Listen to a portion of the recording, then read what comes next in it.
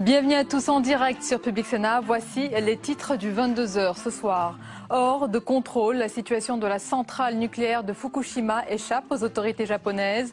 La piscine du réacteur numéro 4 ne contient plus d'eau ce soir et les niveaux de radiation sont extrêmement élevés. Nous ferons le point sur ces dernières informations avec la commissaire à l'autorité de sûreté nucléaire, Marie-Pierre Comet, c'est dans un instant. Et bien sûr, tous les pays suivent avec inquiétude l'évolution de la situation et du nuage radioactif. Paris met 2 avions à disposition des Français, du Japon, et le gouvernement français multiplie les réunions de crise. Les parlementaires auditionnent les responsables de la filière nucléaire. C'est la tentative de la dernière chance pour une intervention en Libye. La France presse une nouvelle fois le Conseil de sécurité de l'ONU à agir afin de stopper l'avancée des forces du colonel Kadhafi. Et puis J-5, le premier tour des cantonales, c'est dimanche. Que vous proposent les différents partis sur des questions de votre vie quotidienne? Débat à suivre dans ce journal. Bonsoir et merci d'être avec nous ce soir. Les hélicoptères ont tout tenté aujourd'hui en larguant d'énormes quantités d'eau pour faire tomber la pression des réacteurs de la centrale de Fukushima. Mais toutes ces tentatives semblent vaines. Ce soir, la piscine du réacteur numéro 4 ne contient plus d'eau et les niveaux de radiation sont extrêmement élevés. On fait le point avec Lola Sorrenti. C'était la crainte principale. Ce soir, les cuves du réacteur 4 sont vides et le combustible est à l'air libre.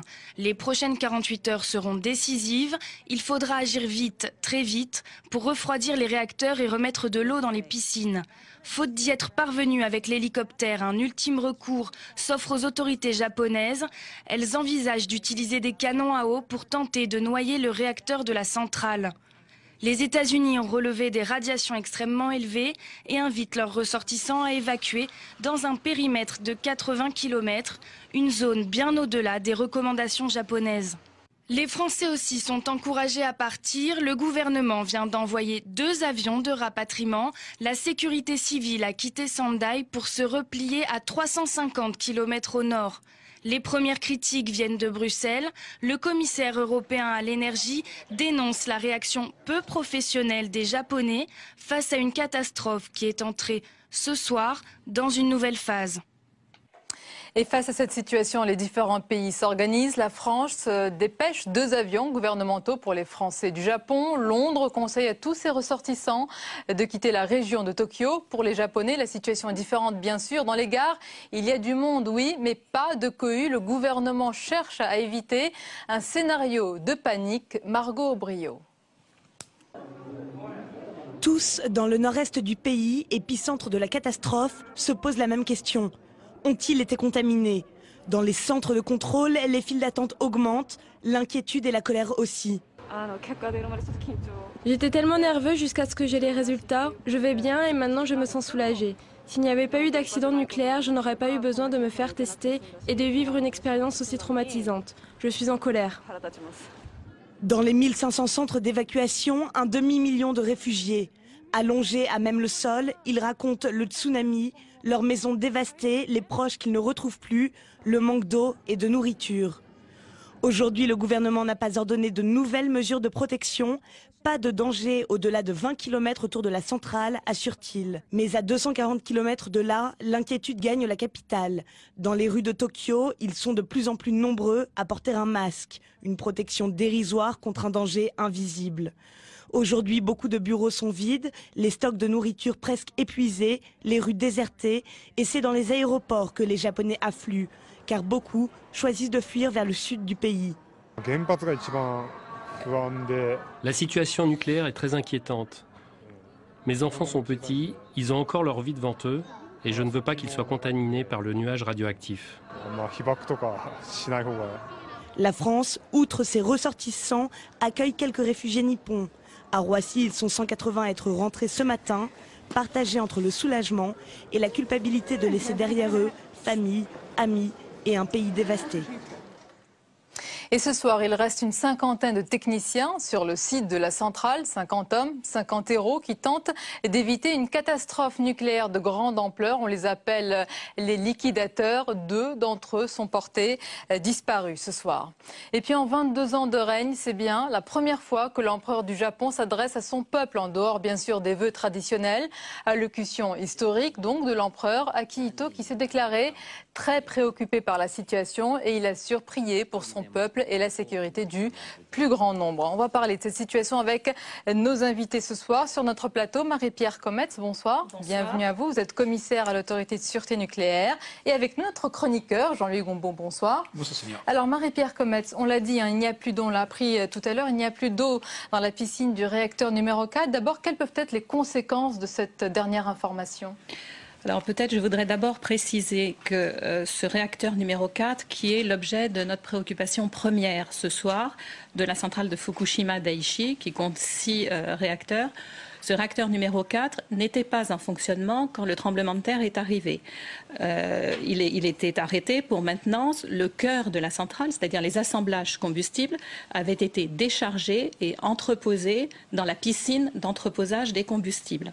Donc ces assemblages étaient dans cette piscine et quand un réacteur est arrêté, il a besoin en permanence le réacteur lui-même et la piscine d'entreposage des combustibles d'être refroidis. Les assemblages combustibles ont besoin d'être refroidis. Alors à la suite du tremblement de terre puis du tsunami, il y a eu perte de l'alimentation électrique, endommagement des prises d'eau et donc difficulté à refroidir ce combustible. Et donc en ce qui concerne le combustible s'échauffe, la température augmente, l'eau s'évapore et donc le niveau de cette piscine baisse. Donc la piscine était en cours de dénoyage. Donc tombe une nouvelle information que cette piscine est complètement dénoyée, qu'il n'y a plus du tout d'eau. C'est une information qui est tout à fait essentielle et que nous sommes en train de recouper. Il est difficile dans une situation comme celle-ci. Peut-être préciser que cette information, on l'a eue par un responsable américain, puisque c'est un drone américain qui a survolé la zone et qui a informé ce soir que cette piscine était à sec. L'information n'a pas été encore confirmée par les autorités japonaises. Absolument. Et cette information est essentielle pour effectivement l'évolution de la situation. C'est bien pour ça que nous avons besoin de recouper cette information. Supposons qu'il n'y ait plus d'eau. Quel est le risque? Alors, le risque d'un dénoyage complet de la piscine, c'est que ces assemblages donc, sont à l'air libre. Alors, il faut ajouter que ce bâtiment, ce réacteur numéro 4, a été l'objet d'un incendie et que donc le bâtiment qui entoure la piscine a été endommagé et que donc on se trouve dans une situation où cette piscine est en partie à l'air libre. Le risque d'avoir des assemblages qui sont dénoyés, c'est que comme la température augmente, on a un éclatement des gaines qui sont autour des combustibles et un relâchement des produits de fission. Alors, de l'eau a été injectée aujourd'hui par hélicoptère. Demain, ce sont des camions-pompes qui vont injecter de l'eau. Est-ce qu'on peut malgré tout être optimiste maintenant peut-être sur le scénario à venir ? Je crois que de toute façon, la priorité, c'est effectivement d'apporter de l'eau pour pouvoir refroidir ces combustibles. Le largage d'eau par hélicoptère n'a pas fonctionné. Maintenant, il y a une nouvelle solution avec des lances à eau et des camions. Je crois qu'effectivement, il faut absolument mettre en œuvre ce système. Et l'enjeu fondamental, encore une fois, c'est d'apporter de l'eau pour pouvoir refroidir ce combustible. Alors, quand on vous a parlé de cette information sur la piscine du nucléaire numéro 4, vous êtes de réacteur numéro 4, vous êtes très prudente. Est-ce que, d'une manière générale, les informations qui nous parviennent, déjà nous journalistes et que nous répercutons, ce sont des informations souvent de deuxième main, de troisième main, est-ce qu'elles sont partielles quand elles vous arrivent ou est-ce qu'elles sont complètes, celles qui vous arrivent des autorités japonaises en ce moment ? Alors, la situation, comme je le disais, est une situation qui évolue en permanence, qui, pour l'instant, évolue de façon défavorable, une situation donc confuse du point de vue information, et il est donc difficile d'avoir des informations fiables et surtout de pouvoir recouper ces informations. Nous avons de multiples sources d'informations et des informations parcellaires. Alors, nous avons des informations via les autorités japonaises, nos homologues japonais, de façon formelle et informelle, à titre personnel, via l'ambassade de France, via les autres autorités. Exemple, parce qu'aujourd'hui, les autorités japonaises ont demandé aux Japonais de s'éloigner dans un périmètre de 30 km. Les Américains ont demandé à leurs ressortissants sur place de s'éloigner dans un périmètre de 80 km. C'est normal que c'est d'abord qu'y croire et c'est normal qu'il y ait ces disparités d'informations? Alors, d'abord, ce sont les autorités japonaises qui sont en charge de la gestion de la situation. Donc, ils sont aux Japonais à effectivement édicter des mesures de protection. En l'état des informations dont nous disposions, les mesures de protection qui avaient été prises par les Japonais, à savoir sur un rayon de 20 km, évacuation de la population et entre 20 et 30 km, mise à l'abri de la population, nous paraissaient adaptées. Maintenant, la situation évolue et donc les mesures de protection peuvent être amenées à évoluer. D'accord, donc c'est à suivre évidemment, puisqu'elles évoluent d'heure en heure. Une dernière question, une certaine psychose est apparue dans certains pays, pas au Japon, même s'il y a une très vive inquiétude. Certains pays qui craignent l'arrivée d'un nuage radioactif. On a vu aux États-Unis des gens qui se ruent dans les pharmacies pour acheter ces fameuses pilules d'iode. Est-ce qu'il faut craindre ces particules radioactives et puis peut-être en France ? Alors écoutez, je pense que la situation est pour l'instant, l'urgence, c'est la gestion de la situation au Japon, bien avec sûr. un risque au Japon. Bien sûr, en ce qui concerne la France, nous sommes extrêmement loin du Japon et de toute façon, nous avons un réseau de balises qui mesure de la radioactivité dans l'environnement en permanence. Ce réseau est opéré par l'IRSN, l'Institut de radioprotection et de sûreté nucléaire, et les résultats de ces mesures sont mis en temps réel. La ministre Kosciusko-Morizet a précisé qu'il y aura des retombées, même si elles seront minimes. On a des détecteurs qui sont extrêmement précis. Donc on mesurera quelque chose, mais l'impact de ces retombées sera très probablement extrêmement faible. Merci beaucoup pour toutes ces précisions, Mère et Pierre Kamath. Il y a évidemment ce danger nucléaire ce soir. Il y a, et vous avez bien fait de le rappeler, cette situation humanitaire, humaine, puisque les recherches se poursuivent avec très peu de chance, malheureusement, de retrouver des survivants. Et puis il y a aussi la situation économique. On en parle avec Jean-Louis. Bien sûr, il y a la situation économique au Japon et puis il y a la répercussion déjà globale. Alors si on regarde les bourses mondiales et si on croit que le mouvement de la bourse anticipe le mouvement futur réel de l'économie, il y a de quoi être inquiet. Mais si on regarde les choses de manière un peu froide, on s'aperçoit que bien sûr l'économie japonaise est la troisième du monde, mais voilà maintenant 10 ans qu'elle n'est plus une locomotive. Il y a pratiquement plus de croissance au Japon, on tourne autour de 1% maximum en moyenne, donc elle ne tire plus l'économie mondiale. Cela dit, il y a peut-être un certain nombre de secteurs où ça peut poser un certain nombre de problèmes. Il y en a un notamment, toutes les usines par exemple de composants électroniques dont le Japon est le premier exportateur mondial, à peu près 15 à 16% des composants électroniques vendus dans le monde viennent du Japon. Les usines Toshiba, Fujitsu, Hitachi sont arrêtées. Il pourrait y avoir dans les prochaines semaines des problèmes d'approvisionnement, surtout que d'ailleurs depuis quelques mois, on en avait bien avant le tremblement de terre, et certains disent qu'on pourrait avoir une flambée des prix sur ce type de matériel. Mais enfin, c'est une conséquence relativement mineure. Plus inquiétante, la question que l'on peut se poser, c'est que vont faire les capitaux japonais qui se sont investis dans des dettes publiques. Je pense aux États-Unis, il y a 880 milliards de dollars de dettes publiques qui appartiennent aux capitaux japonais. Il y a une soixantaine de milliards d'euros de dettes françaises qui appartiennent aux capitaux japonais. Si les assureurs japonais pour pouvoir payer le règlement, s'ils rapatrient une partie de leurs capitaux pour financer la reconstruction japonaise, ça fera vendre de la dette américaine, vendre de la dette française, et on pourrait assister à un relèvement net des taux d'intérêt dont on n'a pas besoin dans la conjoncture actuelle. Cela dit, si on regarde les taux d'intérêt depuis 3-4 jours, ils seraient plutôt en tendance à la baisse. Donc on surveille, mais je crois que rien ne justifie le mouvement de panique que l'on peut voir actuellement chez les boursiers inquiets. Alors voilà pour les conséquences globales et peut-être les conséquences en France, Jean-Louis. Alors les conséquences en France ne peuvent pas être plus fortes que les conséquences ailleurs dans le monde. 2% seulement des exportations françaises vont vers le Japon, donc c'est relativement faible. Mais à supposer que ça s'arrête totalement, ça nous ferait peut-être un impact de 0,01% sur le PIB français. Donc c'est quand même relativement, on pourrait appeler ça quand même négligeable. Cela dit, il y a un problème très particulier qui va se poser à la France et qui est là, je crois, assez grave. L'industrie nucléaire a pris un coup extrêmement sérieux dans cette histoire. Donc je ne sais pas combien d'années elle mettra pour se relever au niveau de l'opinion publique internationale. En tous les cas, il n'y a qu'à voir les réactions allemandes, les réactions helvétiques et autres.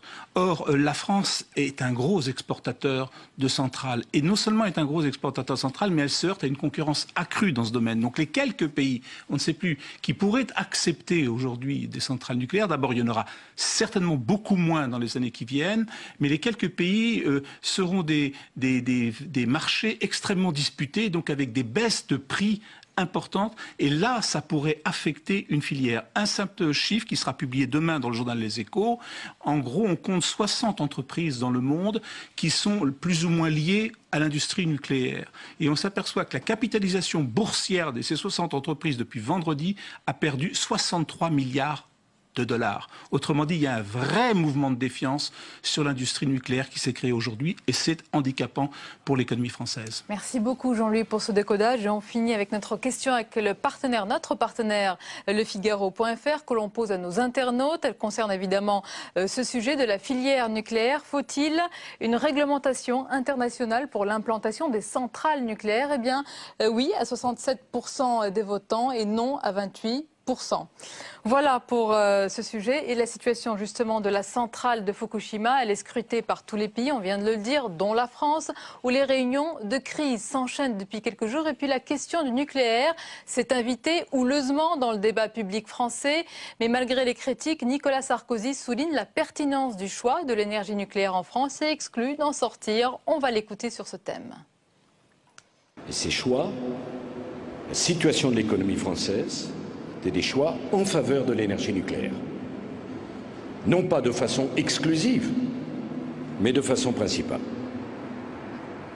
Ça n'empêche pas des investissements considérables dans les énergies renouvelables, mais nous avons fait un choix.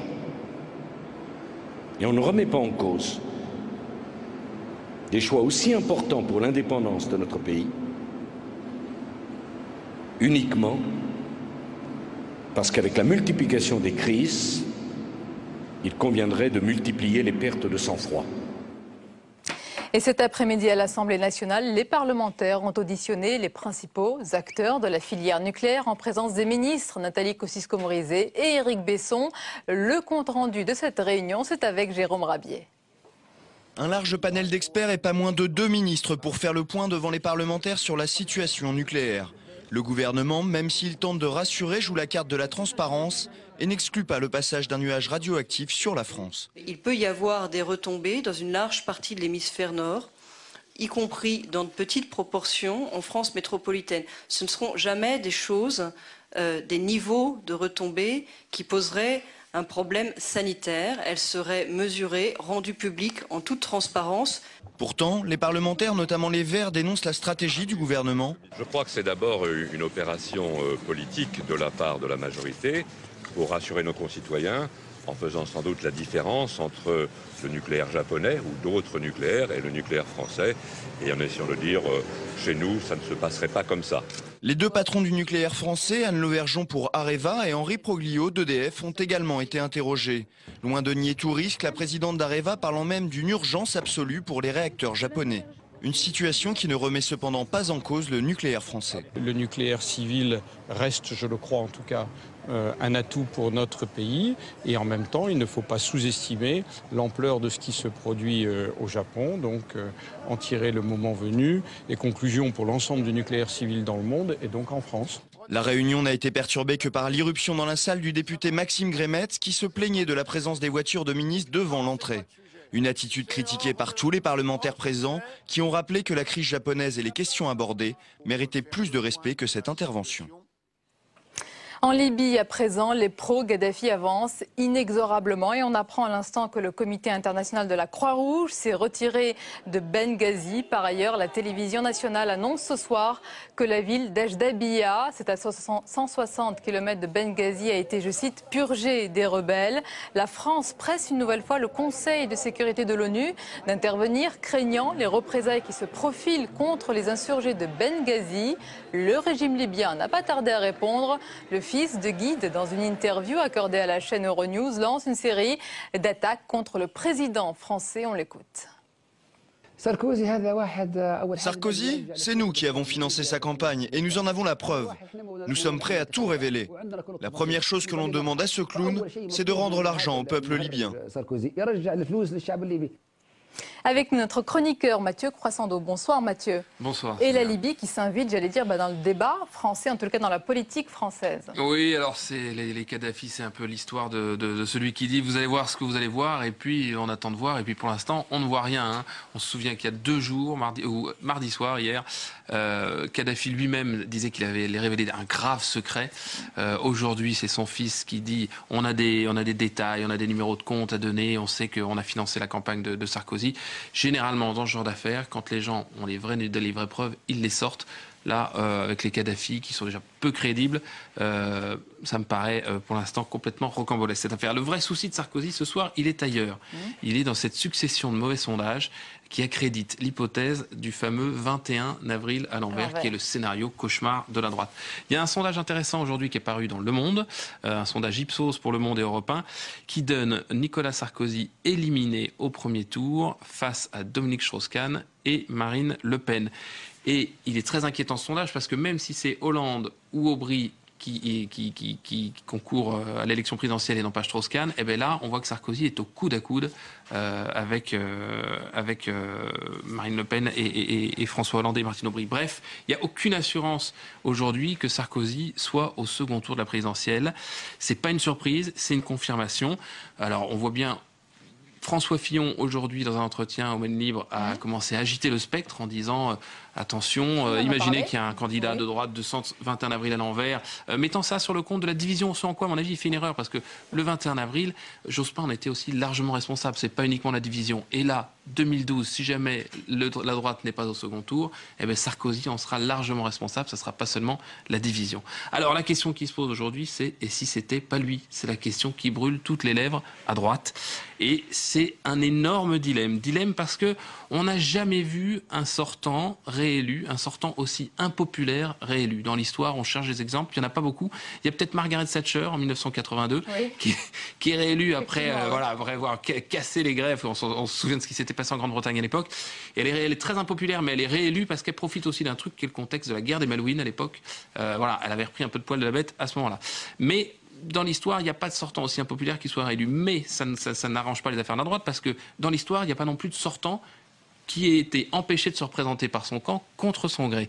Donc voilà, on cherche là aussi, il n'y a pas d'exemple. On se souvient, en 1974, il y a eu ce fameux appel des 43, 39 parlementaires, 4 ministres, mais ça visait un favori, le candidat favori qui était Chaban, mais qui n'était pas sortant. Un président sortant à qui on dit toc toc toc, s'il te plaît, c'est pas à toi d'y aller parce que t'es trop dans les choux dans les sondages. C'est inédit et je vois pas très bien qui peut faire ça, parce qu'il y a 2 hommes, en gros, qui se détachent aujourd'hui. On a publié aujourd'hui un sondage dans le Nouvel Obs qui montre que l'électorat de droite préfère Fillon ou préfère Juppé, mais on ne voit pas aujourd'hui ni l'un ni l'autre aller frapper à l'Élysée pour dire passe ton tour. Non, la question n'est pas encore d'actualité, mais à voir. Merci beaucoup Mathieu Croissando. La suite du 22h. Et dans un instant, c'est notre débat cantonal. Mais d'abord, tout ce qui vous a échappé dans le reste de l'actualité, c'est le tour de l'info. On regarde ensemble.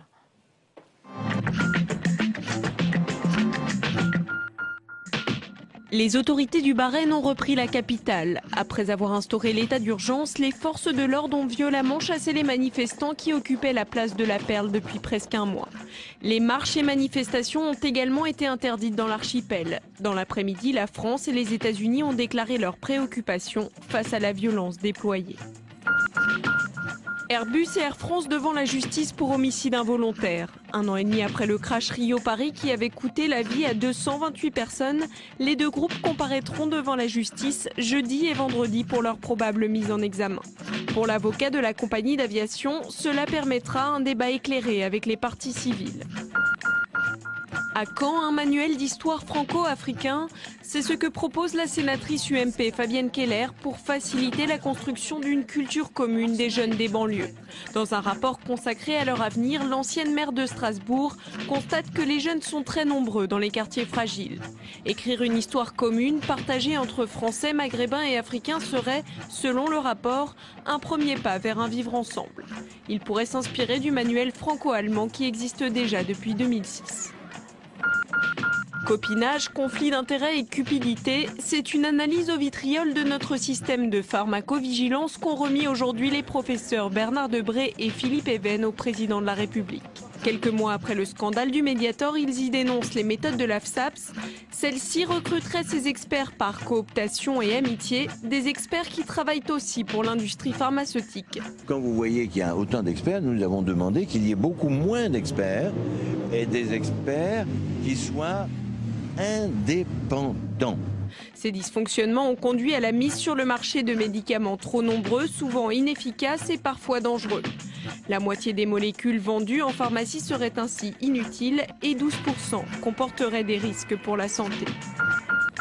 Faire de l'équilibre budgétaire une règle d'or, c'est l'objectif que s'est fixé le gouvernement. François Fillon a dévoilé ce matin en Conseil des ministres son projet de révision pour inscrire avant l'été le principe de l'équilibre budgétaire dans la Constitution. L'opposition dénonce une opération médiatique et ne votera pas cette révision qui nécessite pourtant la majorité des 2/3 pour être adoptée.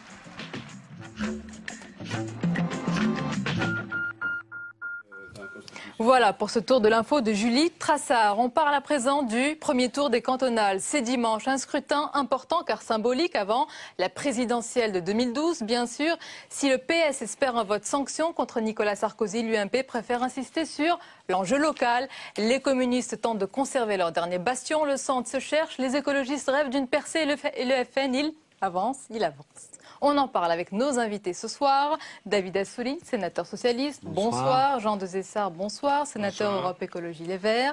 Avec nous également Philippe Dominati, bonsoir. Bonsoir. Sénateur UMP et Yves Pozzo di Borgo, sénateur Union Centriste. Merci d'être avec nous ce soir. Alors, d'abord votre réaction, et c'est en lien avec la tragédie qui se déroule au Japon. Un candidat UMP à Bordeaux, il s'agit d'Alain Moga, a décidé ce soir d'interrompre sa campagne des cantonales par solidarité envers le peuple japonais. Selon lui, ce qui se passe requiert l'attention de tous. Qu'en pensez-vous, David Assouline?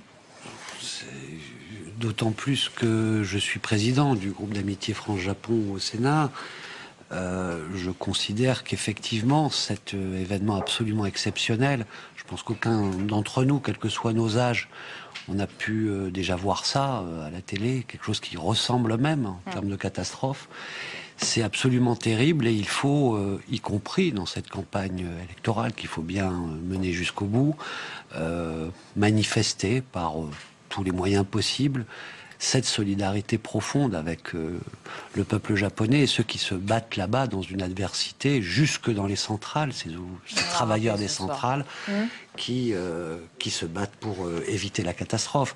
Mais il ne faudrait pas, par l'interruption d'une campagne, et le faire savoir bien fort, que ça devienne aussi de la communication politique. Voilà, c'est déjà un débat politicien. Philippe Dominati. Je crois que les événements sont suffisamment graves pour inciter à une profonde réflexion dans le débat politique et que ce soit aussi bien au niveau local que, puisque ça nous interpelle tous, au niveau national. Et c'est une manière d'expression qui est tout à fait naturelle et ça peut être naturel. Messieurs, Yves Pozzo di Borgo, vous êtes d'accord, Jean Dezessart? Pour réagir sur je rejoins ce que disent nos deux collègues, et pour réagir sur la décision du candidat, c'est vrai que son émotion a pris le dessus et c'est un choix qu'il a fait à titre personnel. Mais je crois que dans ce genre de choses, il faut que la vie continue. Il faut être très solidaire. Il faut être très solidaire parce que c'est un drame qui nous touche tous. Et par contre, il faut vraiment que la vie continue. Je crois que c'est le meilleur moyen de résister à ces drames aussi importants. Deux remarques. La première, par rapport aux images qu'on a vues, comment le peuple japonais nous apparaît proche, quoi. C'est-à-dire, on ressent une forte empathie pour tout ce qu'il subit, là. Donc c'est la première image. La seconde, je n'arrive pas à comprendre comment on peut dire qu'il n'y a pas de récupération politique par rapport aux incidents nucléaires. Enfin, la politique, c'est quand même de déterminer des choix. Hein. Et le choix a été fait d'une certaine politique. Et lorsqu'il y a un accident d'avion, eh bien, on se pose la question qui est responsable.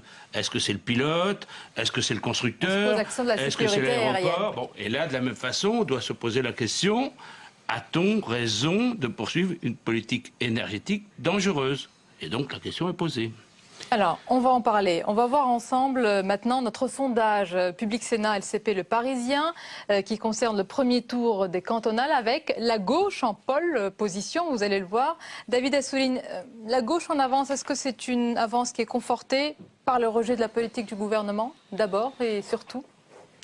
Je pense que Oui, bien entendu qu'il y a un fort rejet. Je ne sais pas quelle importance il faut accorder au sondage là. Surtout que la même boîte a fait un sondage assez controversé avant. Mais alors, pour pas rentrer là-dedans... C'est Harris Interactive même. Bon, le Parti Socialiste est à 32%. Oui, mais justement, ce que je veux dire, c'est que ce qui m'importe plus, c'est les remontées que nous avons de l'ensemble de nos candidats sur le terrain. Que vous dit-on ? Il y a un très fort rejet, très radical, très profond de Nicolas Sarkozy et de l'UMP. Et puis, il y a aussi un enjeu local.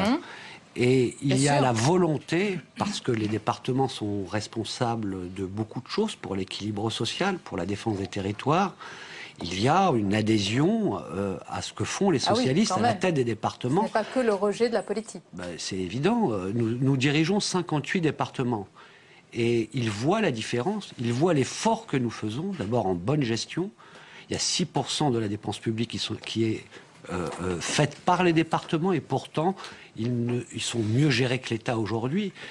C'est la part, c'est le RSA, c'est les collèges, etc. Et c'est les routes. Donc voilà, il y a une adhésion à ce que nous proposons localement. Et puis, il y a ce rejet de la politique. Ce rejet, il paraît, vous allez nous le confirmer, que des candidats UMP cachent leur appartenance. Ils préfèrent faire campagne sur leur nom. Ça va si mal que ça. Ça a toujours été le cas dans les élections cantonales. L'élection cantonale est une élection locale, par nature. Ah, c'est pour ça qu'ils cachent leur appartenance ? Deuxièmement, c'est de bon jeu. Toujours l'opposition explique aux élections territoriales que c'est un rejet de la politique du gouvernement. Et c'est en fonction de l'alternance, chacun essaye d'y trouver satisfaction dans le scrutin.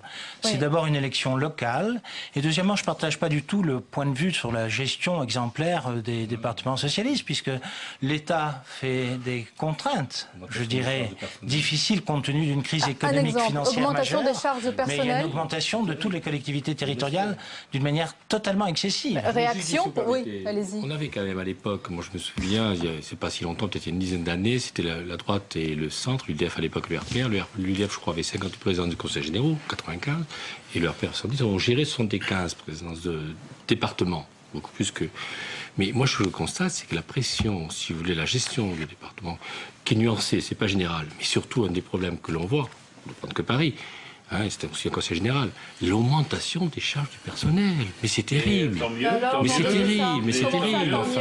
Mais tant mieux si... c'est terrible. Il y a tas de choses qui peuvent être faites. Davantage de services dans les départements. Mais non. Tant mieux s'il y a les gens qui trouvent un emploi et si on a les finances pour le faire. Et la vraie question qui est posée, c'est la paupérisation sociale aujourd'hui qui est posée, c'est-à-dire il y a une politique gouvernementale qui appauvrit non seulement les citoyens, mais qui appauvrit aussi l'État, puisqu'il n'y a plus de rentrée fiscale. Et donc c'est pas simplement aujourd'hui les cantonales, ce n'est pas simplement comment on gère les départements, c'est quelles sont les ressources des départements pour pouvoir avoir des politiques locales. Et tant mieux s'il y a des services départementaux, tant mieux s'il y a des gens qui sont employés. Vous voulez dire qu'il faudrait quand même qu'il y ait davantage de chômage? Alors ça, c'est quand même surprenant. On souhaite quand même que les gens travaillent, et tous. Et pour cela, il faut qu'il y ait une fiscalité. David Assouline. Aussi une création économique. Excusez-moi. Vous venez nous dire qu'ils embauchent et ils ne sont pas en déficit, c'est l'État qui est en déficit. Il faudrait savoir de quoi on parle. Les départements aujourd'hui, comme en général les collectivités territoriales, sont asséchés par le pouvoir d'État. Voilà. C'est-à-dire qu'ils transfèrent des compétences, et le RSA, etc., des charges, mais ils ne donnent pas l'argent. Et d'ailleurs, il y a même un conseil général socialiste qui a attaqué l'État par rapport à sa dette. Et je rappelle qu'à Paris, et j'aurais bien aimé que vous nous accompagniez. Tout est la faute de l'État, les départements... Je sais pas ce que je pose une question. Je dis la chose simplement par rapport à l'interpellation. Puisque nous sommes des élus parisiens, vous savez quelle est la dette de l'État envers Paris, qu'il ne veut pas donner. Et pourtant, nous avons des difficultés. Alors, à un moment donné où on ne remplace pas un fonctionnaire sur deux, à un moment donné où dans les territoires, il y a cette inégalité territoriale, il y a des endroits où il n'y a plus de services publics. Et la continuité territoriale et la République, c'est d'abord cette égalité des citoyens. Eh bien, que nous soyons obligés de compenser y compris par des emplois, parce que ces emplois-là, c'est des emplois pour s'occuper des gens. C'est pas pour rien, c'est pas pour n'importe quoi. L'État père fouettard des départements, pauvres départements.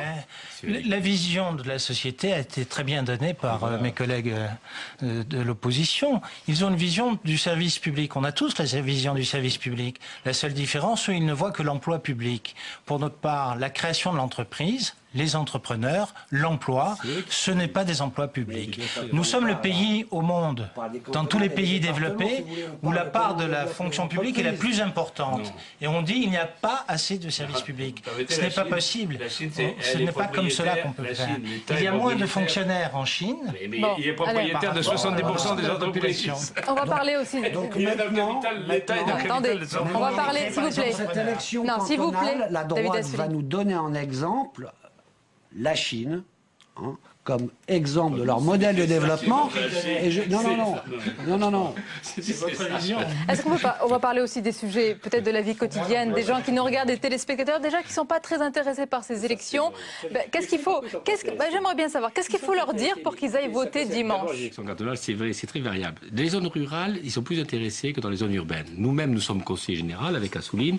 Je ne suis pas sûr que beaucoup de Parisiens savent que nous sommes conseillers généraux. Donc s'il y a un problème, je demande des conseillers généraux de les zones urbaines. Deuxièmement, il faut savoir, les citoyens français ont bien vu qu'il y avait un débat et qu'ils allaient participer actuellement à un vote pour élire des conseillers généraux qui ne vont rester que 3 ans. Donc il y a un certain désintérêt qui se produit. Oui. C'est normal. Ils se messilent, le savent très bien. Ne prenez pas les Français pour des imbéciles. On va regarder, c'est très important. Jean Desessard, écoutez-moi, peu d'entre nous savent vraiment qui sont les conseillers généraux. On va voir justement à quoi ils servent ensemble. On regarde, c'est un sujet de Delphine Gérard. Le conseiller général est un homme ou une femme politique élu au suffrage universel direct. Cette année, il sera élu pour 3 ans, un mandat de transition en attendant l'application de la réforme territoriale en 2014 qui verra la disparition du conseiller général.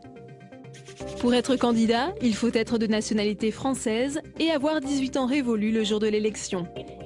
Il faut aussi avoir une attache avec le département d'élection, soit le domicile, soit une attache fiscale. Le candidat n'est donc pas obligé d'habiter dans le canton convoité.